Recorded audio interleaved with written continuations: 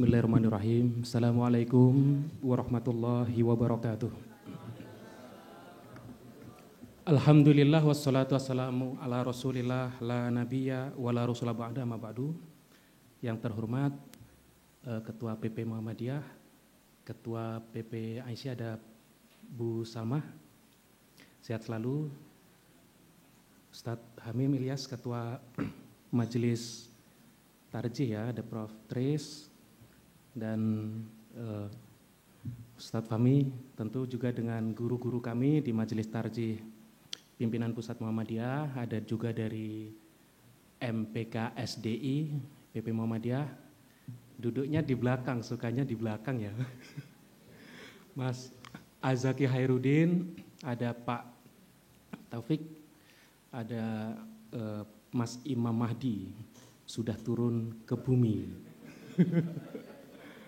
Baik, para ustadz, ustazah sekalian, akidah ini senantiasa berkembang, tidak pernah selesai diperbincangkan.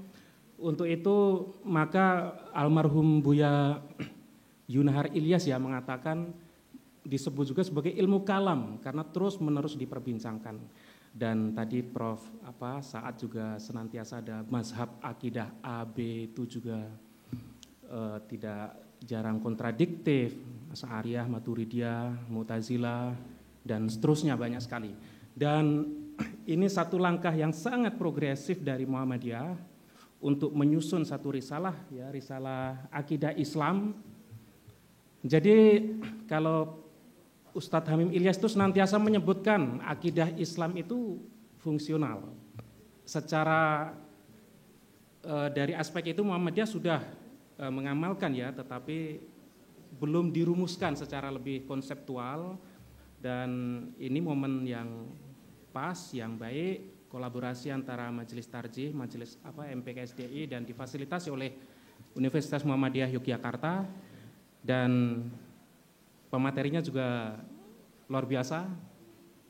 Saya panggil untuk ikut maju di depan memaparkan materi. Pertama, Dr. Ustadi Hamzah. Kepada beliau diberikan tepuk tangan, Bapak Ibu. Kemudian yang kedua, Ustadz Cecep Taufikur Rahman, MA PhD. Kepada beliau juga silakan untuk maju bersama kami, beri tepuk tangan untuk beliau juga. Ini sesi untuk diskusi awal ini, Bu Bapak, para ustadz sekalian, ya, Ustadz. Waalaikumsalam. Nanti dari Ustadi itu akan menyampaikan materi tentang pemetaan isu-isu seputar akidah Islam kontemporer. Kemudian Ustadz Cecep akan menyampaikan materi tentang gagasan pembaruan akidah dalam sejarah Islam modern dan posisi Muhammadiyah, ya, posisi Muhammadiyah. Kalau Muhammadiyah itu untuk ibadahnya kan sudah clear, ya. HPT itu akar rumput sampai ke atas sudah pakai semua.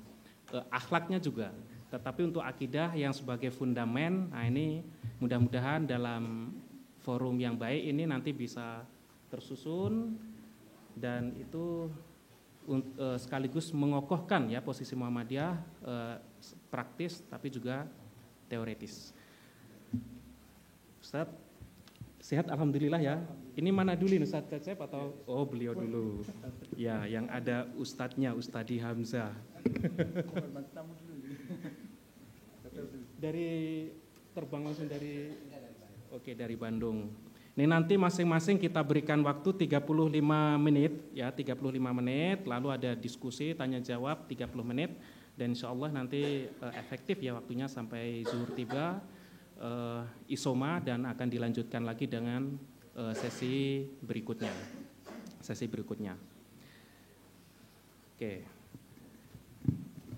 Oke, kita ini masih roaming, ya, kita tunggu dulu. Jadi kata Romo Zuli, karena ini akidah bahasanya jadi serius untuk kali ini, Ustadz Rafiq. Kalau Romo Zuli kan biasanya, mana tadi Romo Zuli udah? Ya, biasanya kan banyak guyon, ya, karena ini pembahasannya akidah harus serius. Harus serius Ustadz Mas Azaki. Ya, harus serius, tidak boleh lucu-lucuan.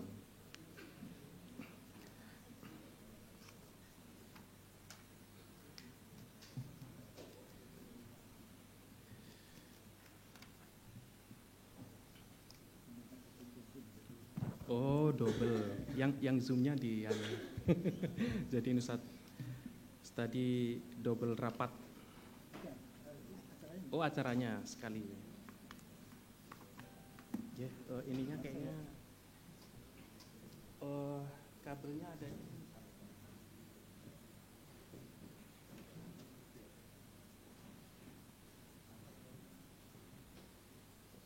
Ustadz di tengah aja ya. Kabelnya berarti bisa sini ya. Oh, ada zoom. Yang sini nggak ditampilkan. Oke, bisa sana.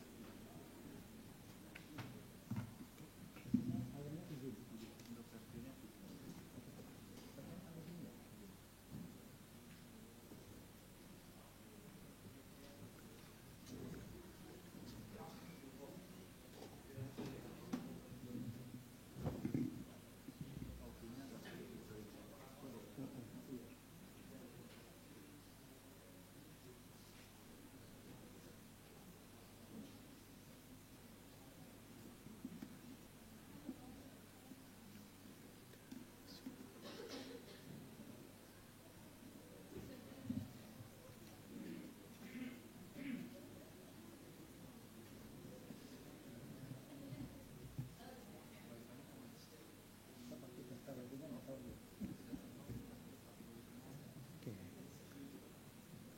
Jadi kita spill dulu ya para ustazah sekalian. Jadi di Muhammadiyah itu saya rasa rumusan akidah, kalau Profesor Yunahar Ilyas itu kan kuliah akidah Islam ya, itu umum sudah dipelajari dan sebagainya. Yang terbaru itu dari Ustadz Hamim Ilyas yang kita kenal bukunya Fikih Akbar, dan Fikih Akbar itu sudah memberikan satu landasan konseptual yang kokoh ya, dan itu sangat Muhammadiyah menurut saya. Secara amali Muhammadiyah itu telah dijelaskan secara konseptual dalam Fikih Akbar. Nah itu nanti saya rasa menjadi salah satu referensi yang utama juga untuk penyusunan risalah akidah Islam di Muhammadiyah. Kalau Muhammadiyah kan arahnya jelas, bagaimana konsep yang sifatnya transendental itu aplikatif ya, aplikatif bisa diterapkan tidak hanya dalam keyakinan, tidak hanya dalam ajaran, tapi juga dalam amal ya, amal nyata.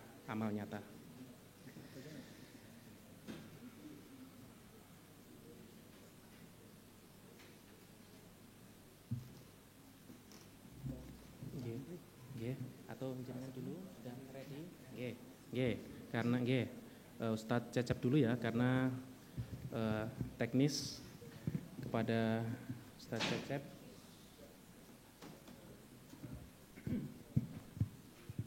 Waktu dan tempat ya, dipersilakan. Monggo Ustadz. Cek. Baik. Terima kasih moderator atas waktunya.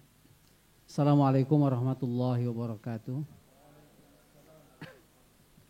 Alhamdulillah, salatu wassalamu ala rasulillah Muhammadin bin Abdillah wa ala alihi wa ashabihi wa mawalah, amma ba'd. Yang kami hormati Ketua Pimpinan Pusat Muhammadiyah, Ibu Ketua Umum Pimpinan Pusat Aisyah, juga Ustadz Dr. Hamim Ilyas selaku Ketua Majelis Tarjih, Bapak Ibu, para asatidz, para senior yang kami hormati, serta rekan-rekan sekalian, juga Ustadz Hamzah selaku narasumber. Pada kesempatan pagi ini kami diminta untuk mengantarkan diskusi kita tentang bagaimana lahirnya gagasan pembaharuan pemikiran akidah di dunia Islam modern dan posisi Muhammadiyah di tengah-tengah arus pemikiran tersebut. Pertama, sebagai mukaddimah, ada beberapa hal bahwa akidah itu tidak diragukan lagi merupakan fondasi utama dalam ajaran Islam, Dan sejarah umat Islam menunjukkan ketika akidah itu salimah, sahihah, maka peradaban Islam mencapai kejayaan yang luar biasa. Namun ketika akidah umat Islam mulai tercampur dengan hal-hal yang di luar keyakinan yang seharusnya, maka umat Islam mulai mengalami kemunduran. Kemudian umat Islam mulanya memimpin peradaban dunia, tapi justru memasuki era modern, umat Islam mengalami titik nadir terendah dan menjadi umat yang terbelakang. Nah, kondisi seperti ini kita tahu mendorong banyak cendekiawan muslim untuk kembali mengkaji, menganalisis sebab-sebab kemunduran tersebut serta mengupayakan solusi agar umat kembali meraih kejayaannya. Ya. Baik secara individu maupun secara kumulatif. Maka lahirlah dalam konteks ini pemikiran-pemikiran revivalis ya, yang berupaya melakukan pembaharuan agar fokus pada upaya pemurnian akidah. Ya. Sebagai pembahasan awal, pertama yang perlu kita bedakan dalam kajian akidah adalah akidah itu harus dibedakan antara akidah sebagai keyakinan dan akidah sebagai sebuah cabang ilmu. Karena akidah sebagai sebuah keyakinan itu ya sesuatu yang tidak bisa kita tambah, tidak bisa dikurang, tidak bisa berubah kapanpun, dan tidak boleh ada perbedaan. Akidah sebagai sebuah keyakinan atau yang kita kenal dengan usulul akidah.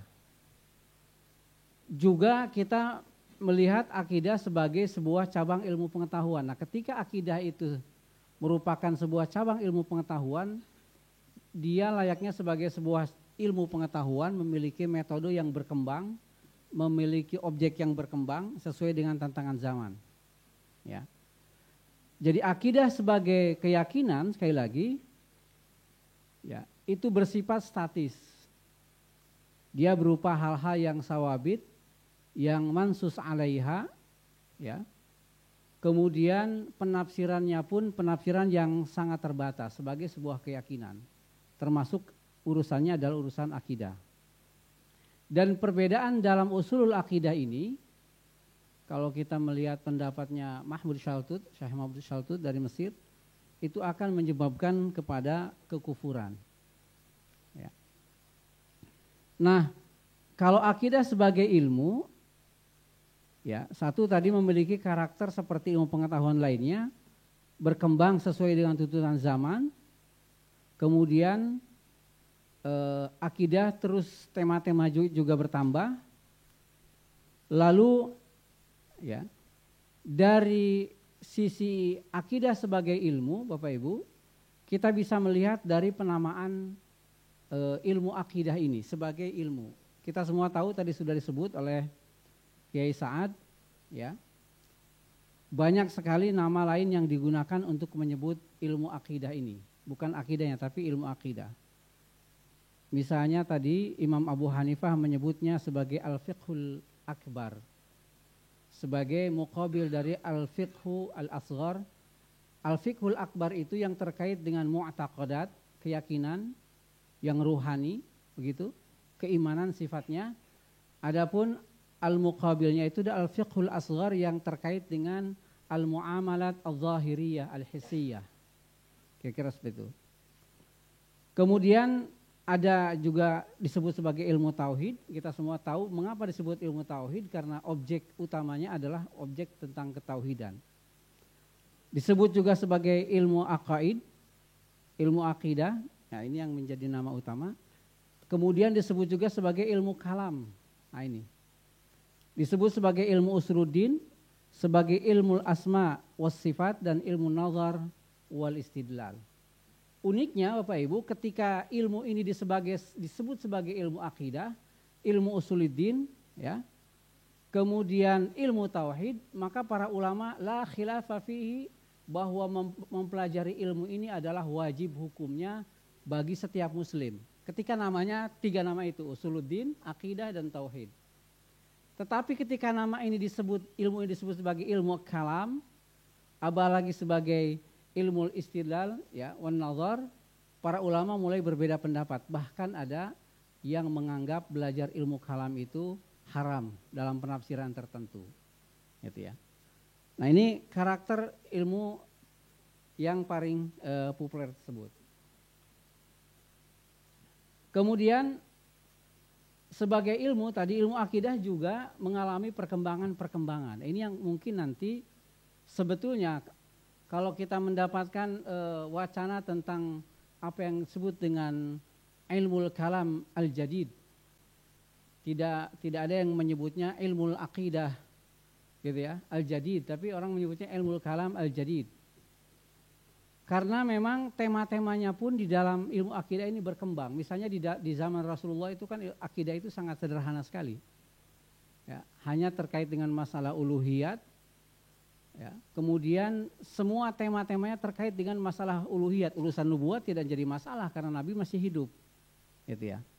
Tetapi ketika Rasulullah wafat, temanya berkembang. Masuklah di situ tema tentang imamah. Apakah imamah itu termasuk bagian dari rukun akidah atau bukan? Terjadi perdebatan tentang apakah tidak mengangkat imam yang dipilih oleh Rasulullah. Kalau itu betul-betul ada, itu dapat menyebabkan seseorang menjadi kufur atau tidak. Nah, temanya mulai berkembang sebagai ilmu. Ya. Kemudian lebih banyak lagi ketika ilmu akidah ini, Bapak Ibu, berinteraksi dengan masyarakat di luar Arab. Terutama ketika umat Islam masuk ke kawasan Syam, Irak, Persia, Asia Tengah, ya, Cina, Mesir, Afrika Utara dan segala macam, termasuk Andalusia, di mana kemudian umat Islam di situ berhadapan bukan saja dengan tradisi lokal, tetapi dengan keyakinan-keyakinan lama yang dibawa oleh orang yang masuk Islam. Maka di situ ada pemahaman-pemahaman tentang keyakinan lama, misalnya katakanlah di zaman Rasulullah, zaman Khulafaur Rasyidin itu tidak ada perdebatan tentang Allah itu, apakah sifat Allah itu qadim atau hadis, gitu kan, tidak ada perdebatan itu. Kemudian apakah Allah Subhanahu wa taala itu memiliki sifat Asmaul Husna saja atau sifat 20, itu tidak ada. Perdebatan itu muncul sebagai reaksi terhadap adanya pertanyaan-pertanyaan dari pemikiran yang muncul dari keyakinan lama lokal. Termasuk misalnya tentang baik dan buruk. Apakah Tuhan itu hanya satu dan dari zat yang satu itu muncul kebaikan dan keburukan? Atau misalnya dalam agama Majusi itu Tuhan kebaikan itu beda dengan Tuhan keburukan. Nah, para teolog kita itu harus berhadapan dengan paham-paham lama dan dapat menjelaskan persoalan ini dengan baik dan tidak hanya menggunakan ayat Al-Quran tetapi dengan al-istidlal, al-aqli, an-nazari tadi itu.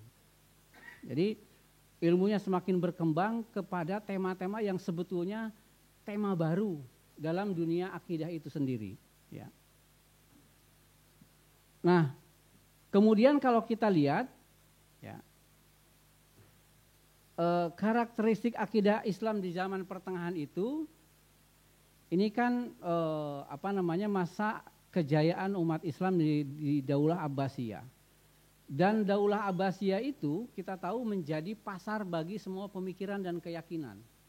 Jadi sering diadakan perdebatan di antara kelompok-kelompok teolog dan itu dilakukan di istana negara begitu, di istana khalifah. Di mana setiap kelompok diberikan kesempatan untuk mempertahankan keyakinannya dengan argumen-argumen yang diyakini masing-masing. Ya. Nah, jadi kondisi inilah yang kemudian terdapat memunculkan pergeseran fungsi ilmu akidah tadi. Ya. Dalam situasi umat Islam berinteraksi dengan banyak keyakinan itu, ya, mungkin zaman sekarang juga kita masuk pada situasi banyak keyakinan dan banyak firaq yang tidak jauh beda, hanya wujudnya saja beda dari zaman Abbasiyah dulu. Maka ilmu akidah ini telah berkembang menjadi sesuatu yang sangat agresif, yang fungsinya menguatkan argumen-argumen akidah Islamiyah yang diyakini umat Islam, sekaligus membantah pemahaman teologis yang menyimpang yang dibawa oleh para filosof dan pengikut agama dan aliran sebelumnya. Maka, polemik antar mutakalimin ini tidak bisa terhindarkan. Hanya yang jadi persoalan, Bapak Ibu yang Allah muliakan, dulu para mutakalim dan para filosof itu mereka berdebat dengan orang-orang non-muslim, gitu. Sehingga mereka menggunakan semampu mereka, bukan hanya menggunakan Al-Quran, tapi dalil akli tadi itu, betul-betul mereka bangun secara filosofis ya untuk menghadapi argumen-argumen keyakinan lokal tadi itu. Masalahnya adalah ketika mereka selesai menghadapi pemahaman-pemahaman lokal itu, para mutakalim ini kembali ke rumah masing-masing, ya, ke komunitas muslim mereka, kemudian satu sama lain saling berhadapan-hadapan. Ini jadi persoalan. Sehingga satu sama lain saling mengkafirkan. Nah, misalnya ketika Mu'tazilah mengatakan bahwa Allah itu tidak punya sifat, Allah itu punya 5 dan 5 itu bukan sifat tapi zat. Gitu kan? Ini ditujukan oleh Mu'tazilah untuk menghadapi pemikiran Trinitas yang dibawa oleh pemikiran Kristen. Jadi arah serangannya ke sana, bukan ke umat Islam. Kemudian ketika tadi bicara tentang apakah sifat Allah itu qadim atau hadis, sebetulnya arahnya bukan untuk sesama umat Islam, tetapi untuk tadi itu tidak ada dualisme, ya, tidak ada dualisme dalam ketuhanan, tidak ada dualisme dalam kekuasaan, sehingga sebetulnya arah serangannya itu bukan umat Islam sendiri. Nah, jadi persoalan adalah ketika itu kembali ke dunia Islam, sehingga setelah itu umat Islam sibuk berdebat di antara masing-masing. Mereka yang merasa berpegang pada manhaj salafus salih mengatakan kami yang paling benar, kami yang paling murni. Mereka yang mengatakan kata Asy'ari kami yang paling murni, ya, Maturidi dan Mu'tazilah dan segala macam, yang kemudian akhirnya terjadi perdebatan yang panjang, tetapi perdebatan itu terkungkung dalam hal-hal yang terkait dengan masalah ilahiyat. Nah, kita semua tahu bahwa pembahasan ilmu akidah itu atau ilmu kalam itu kan ada ilahiyat, ada nubuwat dan sam'iyat. Padahal kalau kita lihat dalam kajian filsafat Islam, sebelum kita membahas tentang ilahiyat itu dibahas dengan namanya tabi'iyat atau dalam ilmu kalam disebut dengan al-umurul ammah. Jadi sebelum bicara yang non material di dalam ilmu kalam ataupun di dalam filsafat Islam itu akan dibahas hal-hal yang bersifat material, yang bersifat fisik, yang namanya tabi'iyat, dan ini yang kemudian menjadikan ilmu pengetahuan berkembang. Nah, dulu umat Islam meninggalkan sisi itu, kemudian sibuk dengan perdebatan-perdebatan yang bersifat ilahiyat atau ghaibiyat ini. Nah, pada situasi seperti itu, Bapak Ibu, yang terjadi adalah justru pembahasan ilmu akidah ini menjadi mundur, bukan menjadi maju. Karena apa? Tema yang dibahas itu saja. Tradisi yang para ulama dulu banyak menulis secara kreatif dan inovatif, kemudian hanya berputar pada menulis matan, menulis syarah, menulis ta'liqat, ya, menulis hasyiyah, nanti menulis syarah, sudah syarah dibuat lagi mukhtasar gitu. Jadi berputar pada tema-tema yang sama dan sekali lagi terbatas pada masalah-masalah ketuhanan saja.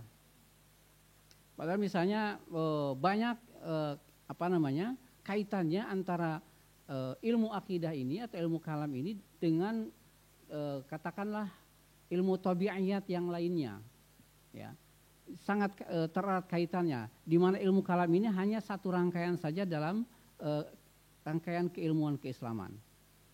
Nah, kemudian setelah dunia Islam mengalami kejumudan semacam itu, maka muncullah gagasan pembaruan pemikiran tentang akidah dalam di zaman modern ini. Jadi terlalu lama umat Islam berada pada situasi itu yang kemudian melahirkan banyak para pemikir kita, terutama setelah dunia Islam ini, ya, di mana-mana dijajah, sementara di Barat ilmu pengetahuan berkembang sedemikian pesat, gitu.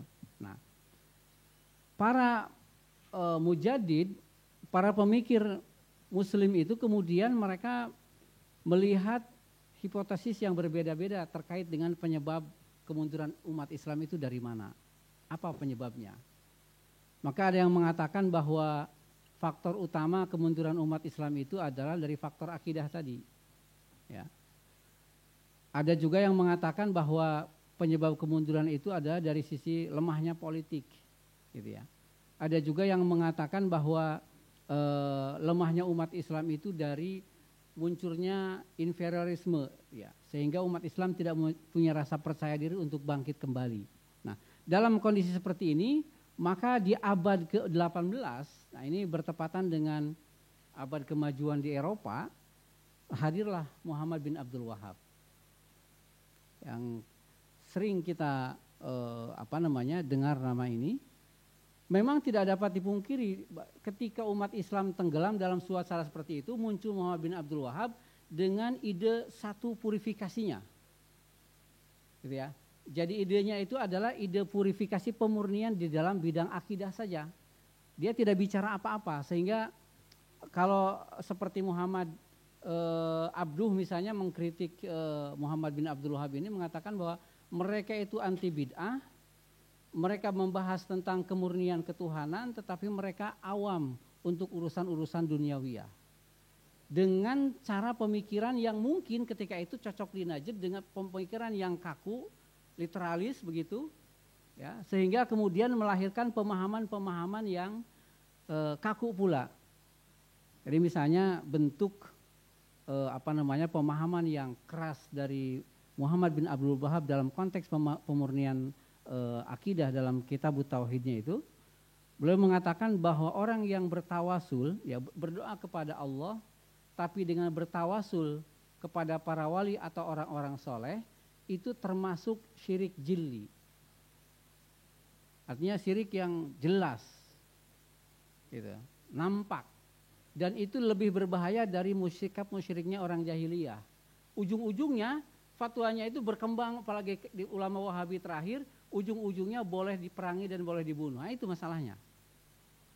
Jadi pada konteks itu sebetulnya pembaharuannya Muhammad bin Abdul Wahab itu cocok ketika umat Islam tidak ada yang peduli terhadap upaya-upaya pemurnian akidah. Hanya tadi apa yang dilakukan oleh Muhammad bin Abdul Wahab ini perlu diteruskan upaya sisi lainnya, bahwa penafsiran agama itu tidak bisa hanya ditafsirkan secara literal, gitu ya, tetapi perlu menggunakan juga pendekatan-pendekatan rasional.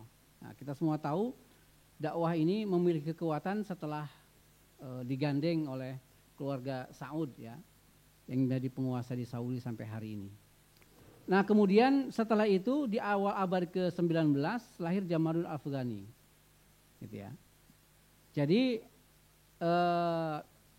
Jamalul Al-Afghani ini membaca hipotesis serta solusi yang ditawarkan oleh Muhammad bin Abdul Wahab. Tetapi kemudian yang muncul adalah sikap radikal umat dan juga penentangan mereka yang tidak suka dengan cara pemikiran yang literal itu. Oleh sebab itu,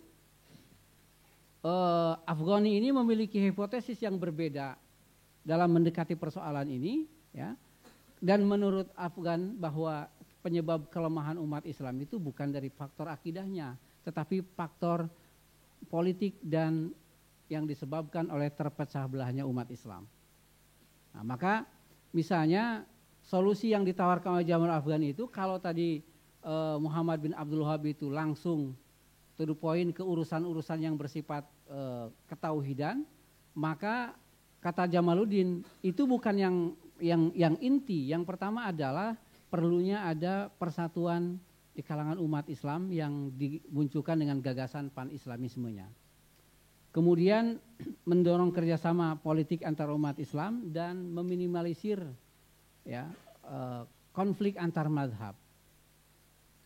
Lalu, nah ini perlu mengaktifkan kembali ijtihad karena sikap beku. Ini yang tidak dibahas dalam proyek pembaharuannya Muhammad bin Abdul Wahab, gitu ya.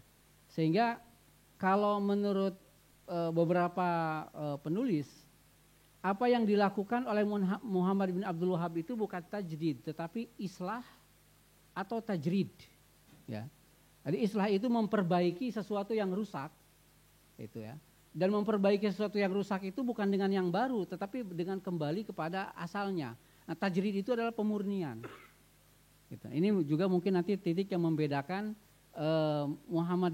proyek Muhammad bin Abdul Wahab ini dengan apa yang dilakukan oleh Muhammadiyah. Jadi konteksnya bukan tajdid tetapi tajrid atau islah. Ya. Kemudian juga Afghani ini mendorong kembali lahirnya pintu ijtihad. Waktu itu ijtihad dianggap sudah ditutup, ya, sehingga menjadi jumud di kalangan umat Islam. Ya. Kemudian juga menekankan penyelesaian sains dan teknologi. Ya. Kemudian Afghani menegaskan bahwa Islam bukan sekedar agama yang terjebak pada ritualisme, tetapi Islam adalah ideologi perlawanan, maka harus muncul sebagai kekuatan politik. Kita percepat saja. Lalu Muhammad Abduh. Nah, ini Muhammad Abduh paling populer di kita. Muhammad Abduh ini unik karena awalnya beliau adalah orang yang sangat setia dengan ilmu yang diajarkan di Al-Azhar. Tapi sudah ujungnya mencapai kejenuhan begitu ya. Sampai kemudian beliau kenalan dengan dunia tasawuf dan kenal dengan Jamaluddin Al-Afghani. Hanya pembaharuan yang dilakukan oleh Abduh ini, ya, selain berbeda dengan yang dilakukan oleh gurunya Afghani, ya, Abduh lebih memilih jalan pendidikan sebagai upaya melakukan pembaharuan. Karena apapun kondisinya, kata Abduh, kalau umat Islam tidak cerdas, pendidikan tidak dirubah, maka tidak akan ada perubahan yang nyata. Dan ini pula yang kental warnanya di Muhammadiyah, di mana Abduh juga dulu sudah menginisiasi tidak ada pemisahan antara ilmu agama dengan ilmu keduniaan. Jadi mungkin ini salah satu pengaruh Abduh terhadap Muhammadiyah, kira-kira semacam itu. Kemudian juga dalam risalah tauhidnya, karya yang paling penting dari Muhammad Abduh itu adalah Risalatut Tauhid. Kalau kita baca kitab ini Bapak Ibu, itu sangat berbeda dengan kitab tauhid yang lainnya. Karena ciri khasnya pertama, bicara pada hal-hal yang usul, ya, Risalah Tauhid. Yang kedua, beliau tidak banyak bicara perdebatan di kalangan para teolog. Ya. Kemudian yang ketiga, menggunakan bahasa yang sangat ringan dan mudah. Nah ini yang kemudian menjadikan Risalatut Tauhid ini sebagai buku menjadi referensi bagi kaum reformis pada waktu itu, karena Risalatut Tauhid ini berusaha mencari solusi dari perdebatan kalam yang tidak ada ujungnya. Nah, umat Islam disuguhkan pada perdebatan, jadi mana yang akan diyakini? Maka kemudian Risalatut Tauhid muncul sebagai bentuk baru dalam pengenalan akidah. Ya, nanti kita akan lihat bagaimana pengaruh Risalatut Tauhid ini misalnya ke putusan-putusan tarjih. Kemudian juga ada Syakib Arsalan. Nah ini juga Syakib Arsalan sama. Ternyata beliau ini menulis buku Limadza, ya, Ta'akhkharal Muslimuna wa limadza taqaddama ghairuhum, itu karena beliau disurati oleh seorang pemuda dari Kalimantan. Gitu ya. Namanya Muhammad Basyuni Imron. Yang terus beliau jawab karena beliau sebagai pemret di majalah Al-Manar, ya, yang kemudian memberikan beberapa penjelasan tentang sebab kemunduran umat Islam. Ya, sekali lagi faktor akidah juga termasuk yang beliau sebutkan, bahwa ada persoalan di akidah umat Islam saat itu sehingga umat Islam menjadi inferior. Ya. Dan yang terakhir yang kami kutip di sini adalah Ismail Razi Al-Faruqi. Nah, kalau ini masih sangat baru, saya kira lebih dulu Muhammadiyah. Karena Muhammadiyah tahun 12 begitu, mulai ide gagasannya sudah dimulai, sementara Ismail Razi Al-Faruqi ini baru tahun 80-an yang kemudian beliau wafat secara syahid karena dibunuh di Amerika, ya. Yang diantara gagasannya itu adalah bagaimana menjadikan tauhid itu bukan sebagai keyakinan saja, tetapi muntolak, ya. Muntolak dari tempat muara kemajuan dari segala kemajuan. Maka tadi kalau disebut misalnya di bidang ekonomi, di bidang segala macam, ya, di bidang politik dan segala macam, itu sebetulnya hanya konsekuensi dari pemahaman yang benar terhadap tauhid itu, maka apapun dimensi hidup setiap muslim akan terwarnai oleh nilai-nilai tauhid itu. Ya, termasuk salah satu gagasannya adalah tentang islamisasi ilmu pengetahuan. Kita tidak akan dibahas satu-satu. Nah, lalu karena 5 menit kita lihat ke Muhammadiyah. Muhammadiyah itu kalau kita lihat dalam proyek pemikiran pembaharuan di zaman modern, kami berani menyebutnya sebagai muara pemikiran pembaharuan di zaman modern. Jadi apa yang ada di proyeknya Muhammad bin Abdul Wahab ada, yang proyeknya Afghani ada, yang Abduh ada, semuanya ada di Muhammadiyah. Gitu. Dengan tentu saja karakternya Muhammadiyah tersendiri. Maka kemudian kalau ada beberapa kemiripan antara ajaran Muhammadiyah dengan Muhammad bin Abdul Wahab, kita tidak menolak pada apanya, pada proses purifikasi akidahnya, tetapi tentu dengan penafsiran yang berbeda, karena Muhammadiyah penafsirannya rasional, tidak letterlek. Dan di Muhammadiyah juga ada warna Mu'tazilahnya, gitu. Ada warna Ahlus Sunnahnya, karena Muhammadiyah menjadi tadi itu ibaratnya air itu datang dari mana, kemudian ditampung oleh Muhammadiyah menjadi sebuah gagasan pergerakan. Nah, ini yang menarik. Maka kalau kita lihat ya, pemahaman para dai Muhammadiyah periode awal itu memang sangat kental dengan purifikasinya, sehingga istilah TBC kan sangat populer di Muhammadiyah. Ini salah satu adanya kaitan pemikiran antara pembaharuan yang dilakukan oleh Muhammadiyah, purifikasi Muhammadiyah dengan pemikirannya Muhammad bin Abdul Wahab itu. Tetapi kemudian ya, dalam hal ini perkembangannya, apalagi kalau kita lihat misalnya di HPT yang sampai hari ini, baik sejak diterbitkannya pertama kali tahun 27 sampai sekarang, justru pemikiran yang dikodifikasi di Muhammadiyah, pemikiran Kitabul Iman itu lebih cenderung bukan ke pemahamannya Muhammad bin Abdul Wahab, tetapi lebih cenderung kepada Sunni Asy'ari, sebagian besarnya, kami tidak mengatakan semuanya. Misalnya, satu, Muhammadiyah dengan tidak menegaskan bahwa Muhammadiyah itu berafiliasi kepada salah satu mazhab tertentu, tetapi Muhammadiyah menegaskan bahwa Muhammadiyah adalah Ahlus Sunnah wal Jamaah atau Ahlul Haqqi was Sunnah. Ini jelas. Jadi kalau Muhammadiyah dikeluarkan dari Ahlus Sunnah wal Jamaah itu sejak kapan? Dari putusan yang mana? Gitu. Ini jelas sekali. Dan ini yang menjadi dasar akidah dalam Kitabul Iman. Nah, kemudian misalnya Muhammadiyah juga menerima gagasan tentang takwil.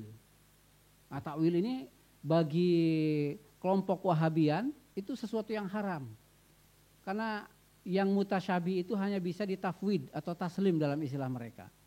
Tetapi Muhammadiyah menjadikan antara yang taslim atau tafwid itu sejajar dengan takwil, tergantung kondisinya. Jika mungkin tafwid ya sudah tafwid, jika tidak mungkin dan ada qarinanya disebut sini, maka harus ditakwil. Gitu. Ini juga menjadi unik dalam pikiran Muhammadiyah. Dan juga Muhammadiyah menegaskan bahwa Muhammadiyah adalah bagian dari Al-Firqah An-Najiyah.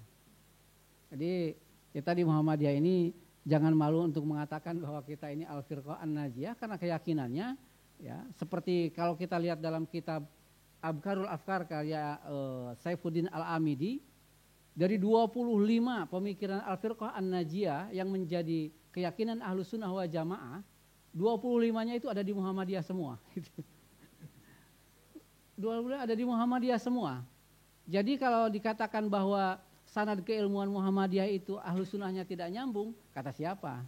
Siapa yang memutuskan gitu ya? Buktinya apa? Yaitu tadi dokumen-dokumen tentang akidah Muhammadiyah itu sangat lekat pada garis keilmuan tadi, faham Ahlus Sunnah wal Jamaah dengan usul akidahnya. Ya. Nah, maka kemudian sebagai bagian penutup, kalau kita lihat akidah Muhammadiyah dalam HPT dari muara-muara aliran teologi yang pernah ada di dunia Islam, ya, pertama bahwa akidah pokok Al-Firqah An-Najiyah yang diyakini oleh Muhammadiyah itu bahwa alam itu adalah hadis. Ini termasuk tema yang tidak ada dalam pemikiran Wahabi. Jadi mereka tidak ada istidlal dengan bihudusil alam. Hudusul alam itu ada dalam alirannya Asy'ari, begitu, dan Mu'tazilah. Kemudian kalau al-mumkinatnya ada dalam argumen para filosof. Kemudian kewajiban nazar, ya saya percepat. Kemudian tidak ada keraguan pada wujud Allah, dan di dalam HPT tidak ada pembagian akidah dengan rububiyah atau rububiyah uluhiyah ataupun asma wa sifat. Jadi jelas sekali kemana muara pemikiran keyakinan Muhammadiyah kalau dilihat dari situ, ya sama sekali penjelasan tentang rububiyah, uluhiyah dan asma wa sifat itu tidak disinggung dalam HPT. Jadi lebih rasional. Ya.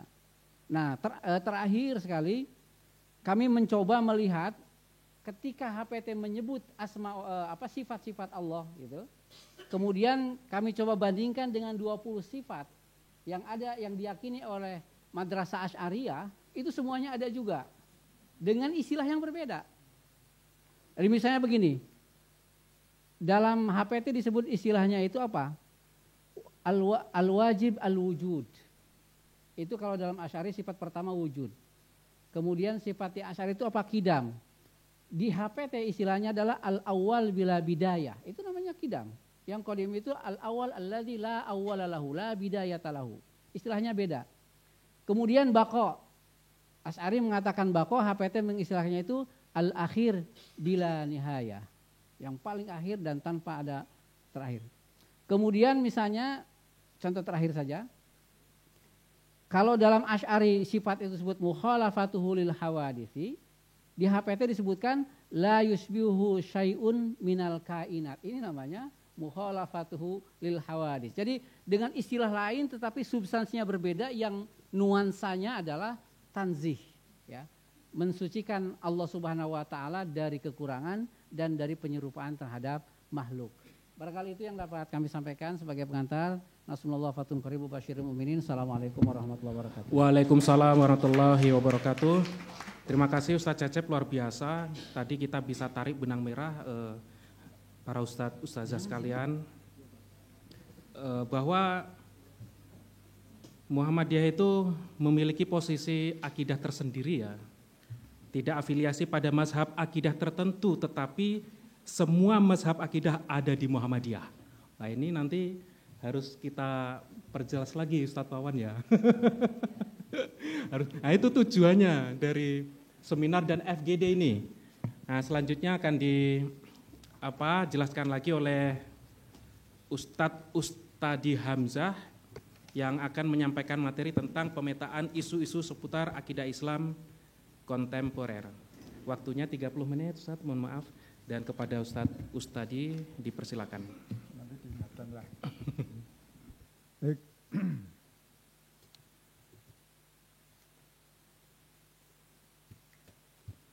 Assalamualaikum warahmatullahi wabarakatuh. Alhamdulillah wa syukrulillah wa la hawla wa la quwwata illa billah. Asyhadu an la ilaha illallah wahdahu la syarikalah wa asyhadu anna Muhammadar Rasulullah la nabiyya ba'dah, amma ba'd. Yang kami hormati Bapak-bapak, Ibu-ibu, jajaran pimpinan di pimpinan Pusat Muhammadiyah, ada Ibu Ais, Ketua Pimpinan Aisyah. Jadi saat sudah kondur, ini ada dari pimpinan Majelis Tarjih, ada Ustadz Hamim dan Bapak Ibu yang lain, para masyayikh, para syekh-syekh yang hadir di seminar yang mulia pada hari ini. Baik, melanjutkan apa yang sudah disampaikan oleh Ustadz Cecep. Nanti ada beberapa kemiripan, tapi kita akan mendiskusinya dari aspek yang lain. Amanah yang disampaikan ke saya adalah pemetaan pemikiran akidah kontemporer, dan kisi-kisinya di situ ada engaging God, ada ateism, ada agnosticism dan seterusnya. Itu saya kira mungkin itu dampaknya saja.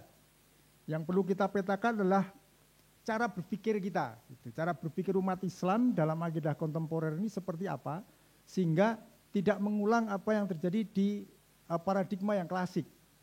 Oleh karena itu,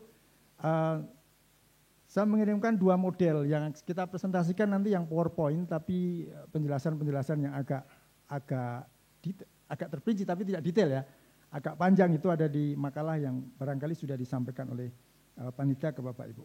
Baik, kita mulai dari paradigma berpikirnya umat Islam sampai detik ini. Ada 5 periodisasi paradigma umat Islam sampai detik ini. Yang pertama, ini kita kutip dari Hans Kung. Hans Kung itu teolog bahkan pastor Katolik, tapi ahli Islam, menulis buku berjudul Islam, Past, Present, and Future. Nah, di dalamnya Hans Kung itu menjelaskan bahwa paradigma umat Islam itu ada 5. Yang pertama, original Islamic community, ini era Rasulullah. Di situ Islam tampil dalam bentuk yang tulen. Nah, tulen itu bahasa Indonesianya apa ya? Asli itu beda dengan tulen gitu kan. Beda. Genuine juga mungkin mirip-mirip, tapi itulah tulen. Tulen itu ya Islam yang sebenar-benarnya itu seperti itu. Maka ketika Muhammadiyah itu mewujudkan masyarakat Islam yang sebenar-benarnya, adalah Islam yang tulen. Yang seperti apa? Ya Quran Sunnah. Ya exercise-nya itu mana? Rasulullah. Nah, paradigma awal inilah Rasulullah mencontohkan, Rasulullah meletakkan cara paradigma berislam atau khususnya nanti berakidah yang tulen itu seperti itu. Kemudian yang kedua, paradigma Arab Empire. Nah, di sini umat Islam punya kesempatan, kalau dalam konteks sejarah ini era Umayyah, umat Islam itu betul-betul mempunyai paradigma mengarabkan semua yang tidak Arab. Bahkan bahasa Jawa aja nulisnya itu pakai Arab. Nah, pegon ya. Ing Quran meniko, nah itu jadi alif, ya, ain, nah gitu ya. Karena Arab, bahkan dari pusatnya di Timur Tengah sana mempengaruhi daerah saya, dorong bayat yang pojok dengan Gunung Kidul sana gitu. Nulisnya pakai Arab gitu. Artinya apa? Inilah pengaruh dari Arab Empire, pola pikirnya umat Islam generasi kedua, yaitu pokoknya diharapkan semua. Sampai Arab semuanya. Kan Cina saja di Xinjiang itu pakainya Arab nulisnya itu. Bahasanya Cina tapi nulisnya Arab, gimana itu caranya? Ya, kita nanti kapan-kapan kita ke sana.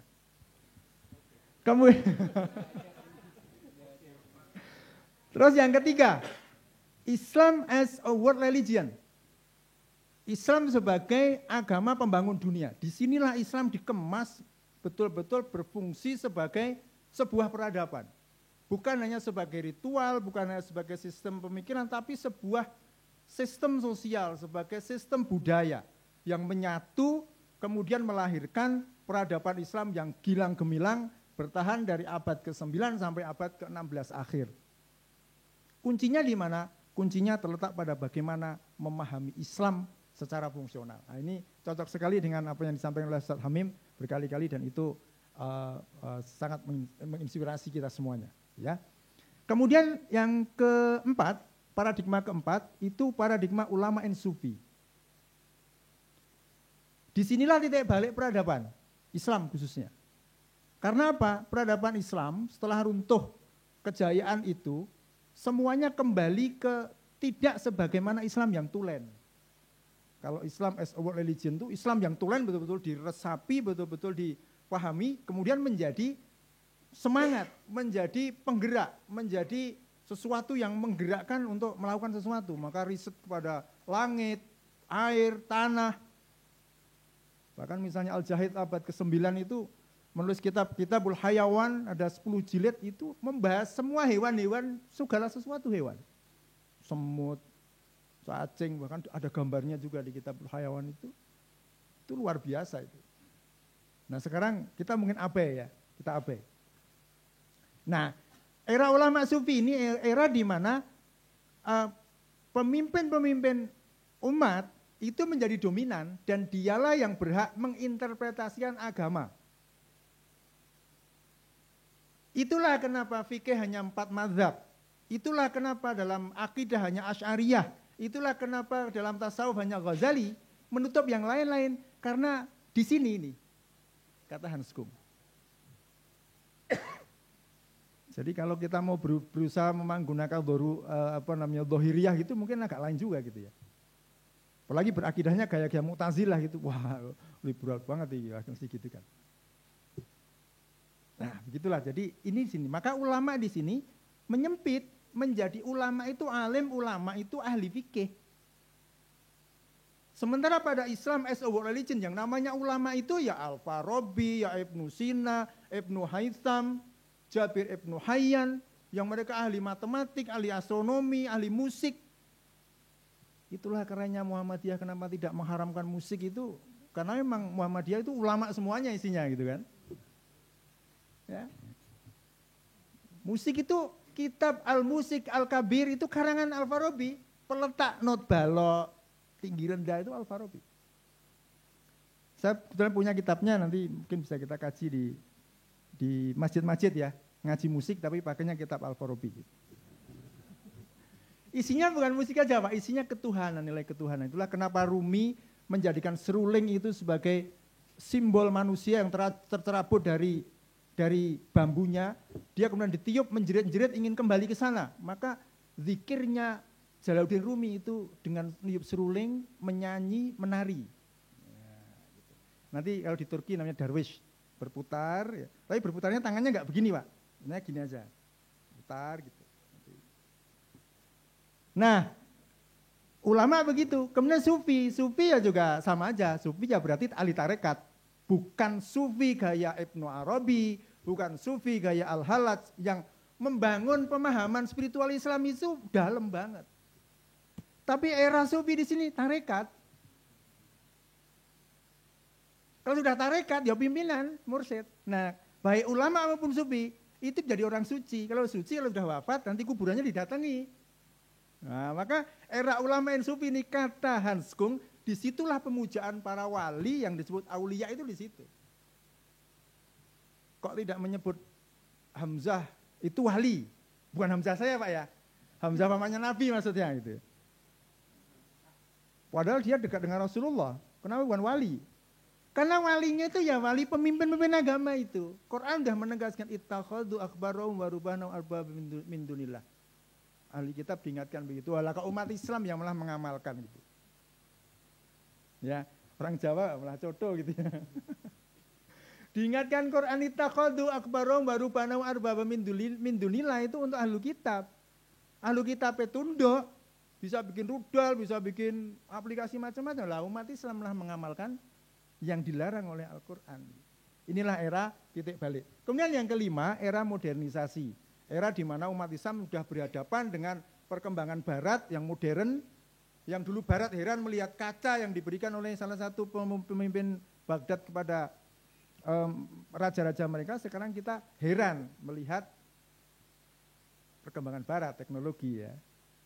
Kalau dulu di Mesir, Napoleon turun itu, orang Mesir membawa mesin ketik itu diterubung orang banyak.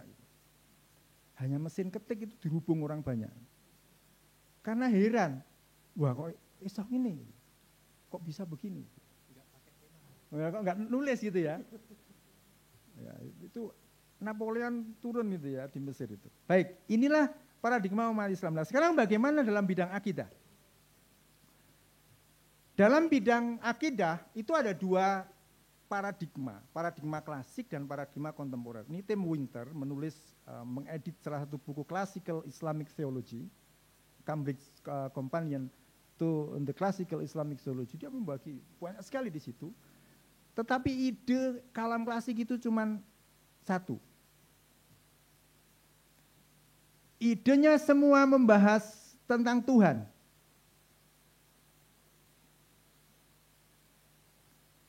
Dan isu yang diangkat cuma dua, kehendak Tuhan dan kehendak manusia, serta dosa besar dan pelaku dosa besar. Dimulai dari generasi pertama munculnya firqah-firqah kalam, Murji'ah, Khawarij, dan Syiah, itu isunya pelaku dosa besar dan status pelaku dosa besar. Muncul yang kedua ada Qadariyah, Jabariyah, isunya cuma kehendak Tuhan sama kehendak manusia, Tuhan lagi yang dibahas. Tapi Tuhan dalam arti konseptual. Tapi ya kita memahami waktu itu mungkin kondisinya beda. Tidak ada WA, tidak ada Instagram, ya. waktu itu. Mungkin ya kita bisa memahami konteksnya seperti itu. Dan disitulah pola pikirnya waktu itu. Dan yang ketiga sama juga. Lahirnya Mu'tazilah, Asy'ariyah, Maturidiyah, isunya juga sama. Kehendak Tuhan, kehendak manusia. Allah lagi, Tuhan lagi yang dibahas. Ya meskipun mereka melahirkan satu khazanah yang luar biasa, tetapi kita kan memetakan kondisi sekarang ini. Nah, kalau kita masih terjebak ke situ, kita sudah abad 21 masih abad pertengahan yang kita pakai gitu kalamnya. Kemudian yang keempat, munculnya dikotomi Sunni Syiah ke situ lagi. Asy'ariyah turun ke ulama-ulama Asy'ariyah yang digunakan atau yang dipedomani oleh umat Islam pada umumnya. Yang ujungnya itu adalah Sanusiyah, Matan Sanusiyah dengan kitab Matan Sanusiyah itu. Yang di Indonesia sudah lazim sekali 13 wajib. Tadi sudah ya Ustaz, saya sudah menjelaskan tadi 13 tadi. Itu isunya juga masih Tuhan lagi. Maka kemudian lahirlah kalam kontemporer. Kalam yang tidak lagi membahas Tuhan, tapi membahas alam. Yang tadinya theosentrism menjadi antropo ataupun kosmosentrism. Bahkan ini lebih lanjut lagi di modern Islamic theology itu dibahas sudah biocentrism. Yang dijaga itu kehidupan. Apapun itu, semut, apapun. Pokoknya yang hidup.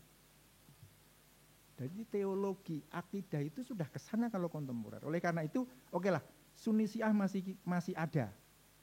Tetapi itu sebagai identitas saja.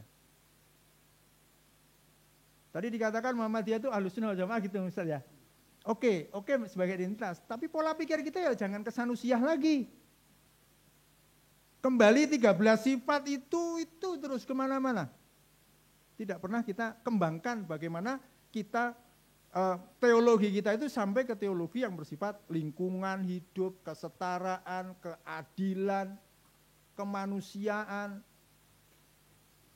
Nah, itu harus ke situ. Oleh karena itu, kalau di kalam kontemporer itu ada beberapa tipologi ya.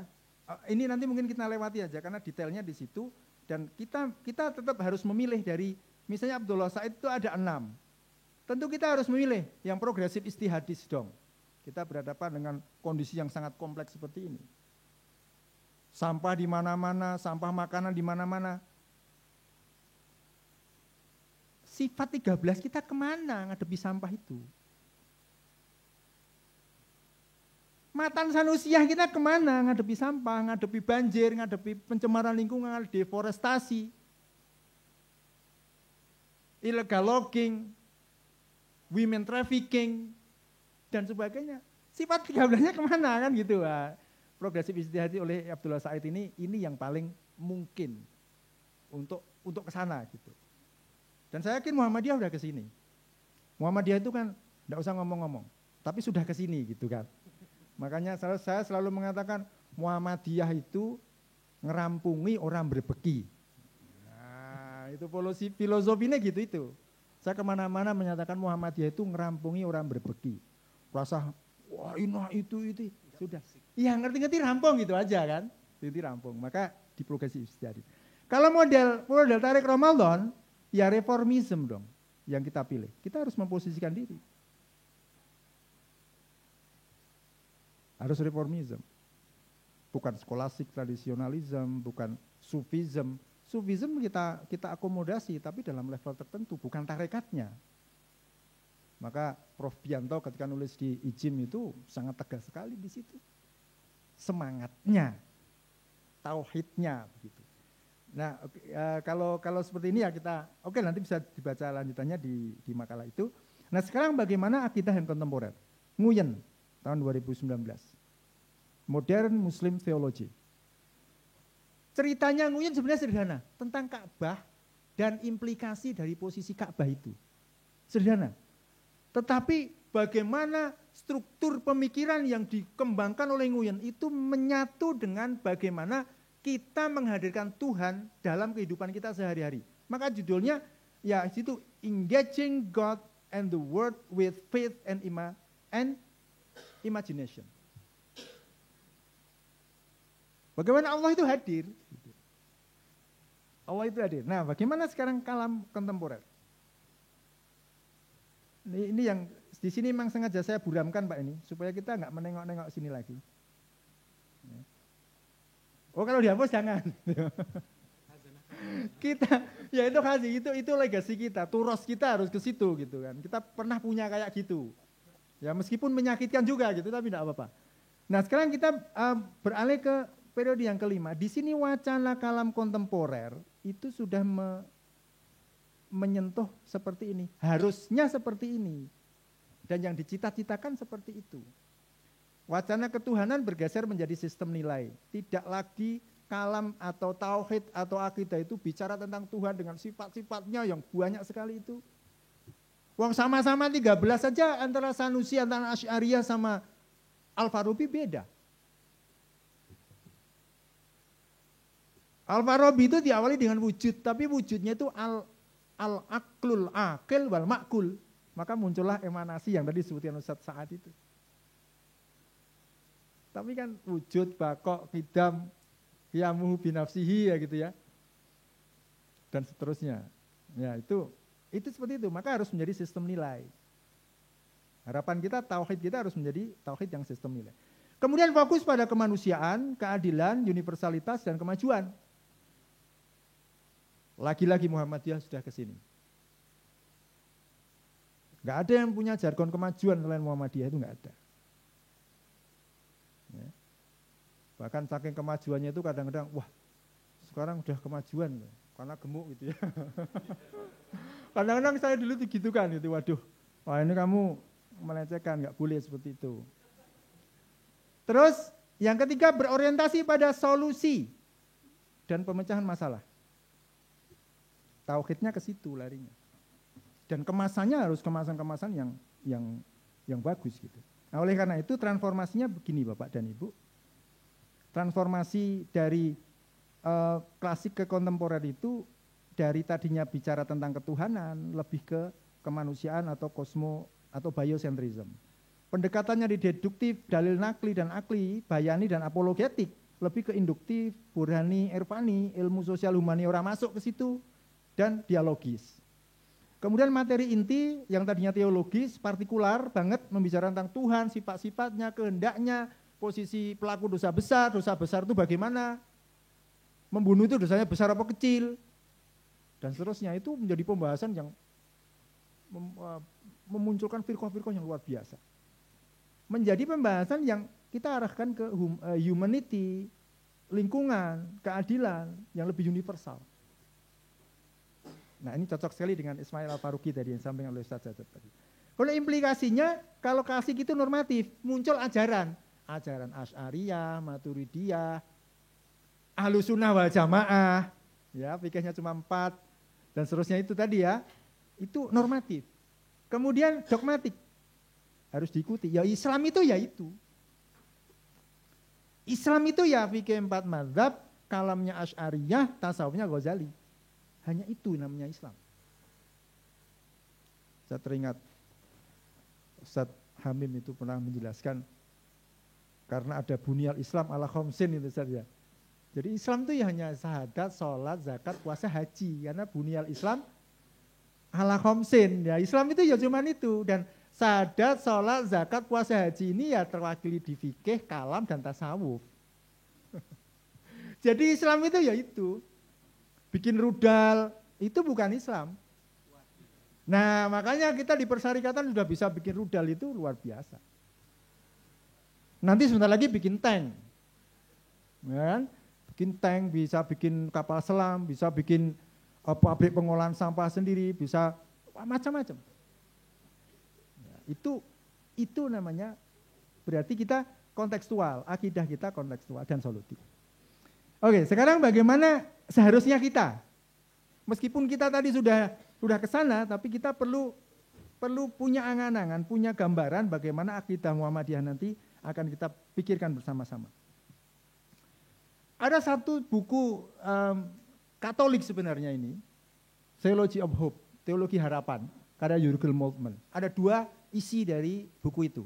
Pertama, mengajak umat Katolik untuk Tuhan itu betul-betul engage betul dalam kehidupan, menyejarah betul, di sini dan kini, bahasanya mereka begitu. Kemudian yang kedua, mengkritik pola pikir berteologi yang mandek. Maka setelah Jürgen Moltmann ini muncul Schwidler menulis transformative theology. Ini di Katolik ya, kita Katolik. Tapi Muhammadiyah sudah begitu. Muhammadiyah sudah begitu. Transformative theology, bagi teologi itu sudah mengurusi betul-betul ke bagaimana menanam cabai, bagaimana mengolah tanah, bagaimana ngurusi sampah, bagaimana ngurusi keluarga, ngurusi masyarakat. Itu sudah teologi semua. Itulah yang disebut dengan theology of hope. Nah, kemudian bagaimana Muhammadiyah? Muhammadiyah kita melihat Ustaz Samsul sudah betul-betul menjelaskan sedetail-detailnya tentang afirmatif teologi di tafsir At-Tanwir. Ya, tafsir At-Tanwir. Beliau menafsirkan surah Al-Baqarah ayat 29. Diperkenalkan di situ afirmatif teologi, yaitu teologi atau akidah yang betul-betul menyentuh banget persoalan-persoalan kekinian, persoalan keseharian manusia. Nah, untuk bisa begitu, maka teologi itu harus fungsional dan memajukan. Yang dikritik oleh Moltmann kan teologi yang mati, yang menjadi teologi hanya di altar, hanya menjadi kata-kata pemimpin agama, tapi teologi yang menyatu. Nah, tauhid kita kalau diinginkan memajukan harus menjadi sistem nilai. Di sini Al-Faruqi tadi mengatakan sistem nilai dari akidah itu. Baik, kita ingat sekarang dari MKCH kita. Kita betul-betul tertulis di sini berakidah Islam. Di Mukadimah Anggaran Dasar, nanti di paling akhir saya kutipkan, itu juga berakidah. Di PHIWM juga dijelaskan begitu. HPT seperti semua pengertian-pengertian bagaimana ketauhidan kita itu betul ditonjolkan dalam Muhammadiyah itu karena ingin menjadi seperti itu. Muhammadiyah ingin menjadikan umat, menjadikan kita semuanya pola pikir yang menjadikan Islam as a world religion. Bukan jatuh pada ulama and sufi, bukan yang lain-lain. Tapi kembali kepada original Islamic community. Tulen. Nah, Islam yang tulen. Islam yang tulen seperti apa ya? Quran Sunnah. Tuntunan Kanjeng Nabi gitu. Oleh karena itu, ini penilaian subjektif saya, bisa kita diskusikan, Muhammadiyah itu satu, melihat akidah itu sebagai universal values. Tauhid. Tauhidnya Muhammadiyah itu memang tadi sumbu dari bermacam-macam pola pikir. Bukan mengikuti Asy'ariyah, bukan Mu'tazilah, bukan sebagainya. Tapi mengambil esensi-esensi dalam pemikiran-pemikiran Turas yang sudah ada. Maka universal values. Kemudian Muhammadiyah, sekali lagi ini subjektif ya, penilaian saya terhadap apa yang dilakukan di Muhammadiyah, khususnya dalam akidah, prinsip kesatuan ciptaan. Muhammadiyah memandang ciptaan itu bukan dikotomis, bukan dunia akhirat, bukan agama non-agama. Bukan. Rumusan ad-din, ad-dunya, macam-macam itu, meskipun rumusnya begitu, tapi menggambarkan satu kesatuan. Maka kita mengolah air limbah wudhu kita, itu ibadah, itu ilahiyah, itu panggilan Tuhan. Kita melihat seperti itu. Dan kita kaitkan dengan tulisan Ustaz Samsul tadi, afirmatif teologi, begitulah afirmatif teologi kita. Maka prinsip kesatuan ciptaan dan kekhalifahan. Stewardship ini sebenarnya khilafah, tapi kalau saya menyebut khilafah nanti, wah Pak Ustaz di jenggotan kono kae mesti khilafah kayak gitu kan. Maka tidak kita sebut khilafah, karena khilafah itu nanti lain asosiasinya. Makanya kita menyebut stewardship. Bagaimana peran khalifah manusia itu betul-betul menjadi khalifah yang menjadi khalifah itu di satu sisi abdun, tapi di satu sisi dia menjadi apa istilahnya? Pelopor. Ya, menjadi pelopor untuk membangun dunia ini. Berdasarkan tauhid gitu. Saya kira seperti itu, saya melihatnya Muhammadiyah begitu gitu. Kemudian Muhammadiyah betul-betul peduli kepada prinsip biocentrism. Menjaga hidup. Orientasinya itu menjaga hidup. Maka betul-betul ketika dulu kita melahirkan satu prinsip eutanasia itu nggak boleh gitu, karena yang dijaga hidup. Meskipun sudah nggak berdaya, sudah nggak ngaruh-karuan gitu. Wah bagusnya itu suntik aja langsung, biar nggak terasa sama sekali. Oh enggak, ternyata. Kita punya prinsip, itu hidup. Dan seterusnya, bahkan sampai aborsi dan macam-macam itu. Muhammadiyah di situ. Maka Muhammadiyah memiliki prinsip religious responsibility dan social concern. Ini sekali lagi pembacaan subjektif saya, tapi paling tidak ini mungkin akidah kita bisa kita arahkan ke sana. Kenapa kok bisa begitu? Karena begini ternyata Muhammadiyah itu melihat gitu. Semesta maknanya itu begini nih. Maaf kalau animasi saya jelek sekali ya, nggak bisa gitu ya. Kalau dengan anak-anak muda ya kalah total gitu kan. Seperti ini, individu dan masyarakat di Muhammadiyah itu dibingkai oleh sistem nilai. Yang kelip-kelip itu sistem nilai Pak. Ya akidah itu. Akidah itu kemudian dirumuskan oleh Muhammadiyah itu dalam pedoman-pedoman ideologis di Muhammadiyah. Baik itu MKCH, kepribadian Muhammadiyah, PHIWM, itu rumusan sistem nilai dalam bentuk yang lebih operasional. Seperti itu. Dan orientasinya apa? Ya akhlak, ibadah, muamalah. Akhlak itu lebih ke ihsan, ibadah itu nyunah. Kita nyunah sekali gitu kan. Maka wah Muhammadiyah enggak nyunah karena celananya ke bawah gitu kan. Mas, jenengan sudah nikah? Sudah. Nikah usia berapa? Usia 27. Dengan gadis? Ya, kalau mau nyunah nikah usia 25 dengan janda 40 tahun. Nah, gitu. Nyunah memahaminya itu kayak gitu. Jadi literalis gitu loh. Jadi kita semangat membangun kehidupan itu dikira nggak nyunah gitu ya. Yang nyunah itu ya makan pakai 3 jari misalnya begitu ya. Piara jenggot ya. Kalau saya ini piara jenggot ya. Baik, seperti itu kira-kira. Nah, masih 3 menit, oh ya. Wah kita harus ke belakang ini, berarti kita akan ini ya. Oke, ini maaf, ini mungkin pernah saya sampaikan di kelas. Kita mengutip Ustadz Amin Abdullah bahwa pola beragama kita, khususnya berakidah kita harus dibangun dari 3 sumbu ini. Yang pertama, sumbu pertama adalah imaniyah atau insider dari dalam. Al-aqlul lahuti as-siyasi. Ini istilah asli dari Ustadz Amin Abdullah. Subjektif. Berakidah harus berdasar dari teks-teks kita, warisan leluhur, warisan turos kita. Tapi di sisi lain kita harus objektif. Ada ilmiahnya. Kita melibatkan yang lain-lain. Kita libatkan temuan-temuan yang lain-lain. Outsider, al-aqlut tarikhi al-ilmi, istilah beliau begitu. Tetapi ini enggak cukup. 1 dan 2 ini enggak cukup. Dan kita diwanti-wanti tidak terjebak ke sini atau ke sini saja. Maka rumusan yang rumusan yang jitu gitu ya, adalah intersubjektif. Rumusan yang mengkombinasi pendulumnya ke subjektif ataupun ke objektif. Maka disebut dengan al-aqlul jadid al-istitla'i. Pemikiran yang fresh, membangkitkan, mencerahkan. Nah, begitu. Jadi kalau hanya mengulang di sini-sini aja ya, kita ke subjektif lagi. Membahas sifat-sifat lagi, semuanya kita ke subjektif lagi.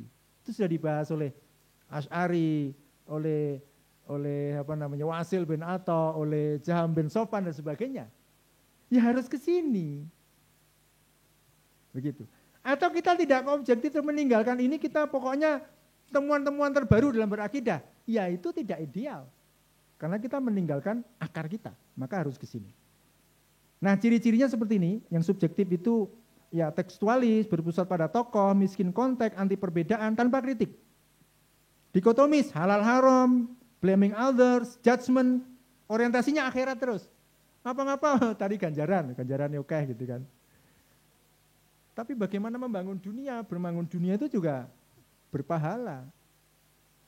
Maka riset di lab sama menghadiri kajian itu ya sama. Kalau ada rajin riset di lab, mbok eling akhirat to Pak gitu. Masa orang tahu menghadiri pengajian kampung gitu kan. Wah, risetnya ingin menemukan tanah menjadi subur gitu kan. Nah, gitu misalnya.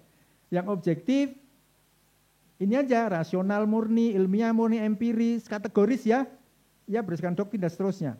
Nah, yang intersubjektif ini berorientasi pada humanity, interconnectedness, moral spiritual engagement, dialogue among civilization, kemudian values and virtues, kemudian impact.